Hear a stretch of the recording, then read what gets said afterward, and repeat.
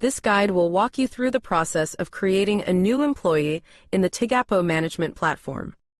From the Tigapo homepage, click on the Employees page in the side menu. The Employees page will open.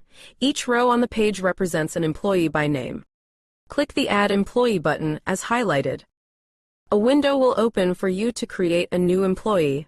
We need to fill the new employee section as follows.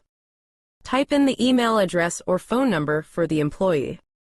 In the customer and location fields highlighted, the default is set based on the user location creating this profile. If needed, you can edit them here in the fields drop-down options highlighted in blue.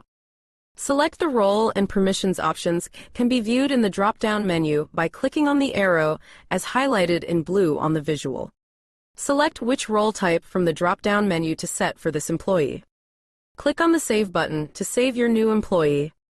Your employee will receive an invitation link by email to register in Tigapo. Your new employee should fill the registration page and accept the terms and conditions. The employee status will be pending until they complete their registration. Only then the employee status will change to active and will then be visible on the employee page. Thanks for watching.